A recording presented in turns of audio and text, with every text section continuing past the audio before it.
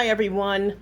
I picked some nettle about a week ago and in our backyard, and it's beautiful. Nettle, you make nettle tea, dry it out, make some nettle tea. There's different things you can do with it.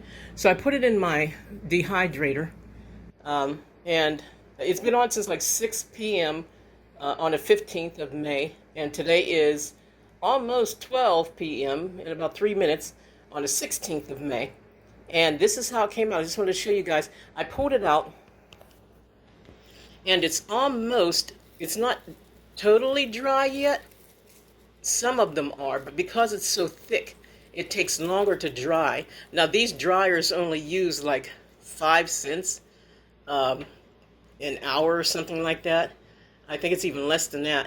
So I have 3 drawers. So what I'm going to do is, they're looking kind of good though. Some of them are drying out. See, you can make tea with the leaves and everything. Nettle tea is very good. Google it up and you'll be able to see everything that nettle is good for. We have to learn how to start using old-fashioned remedies like this, right?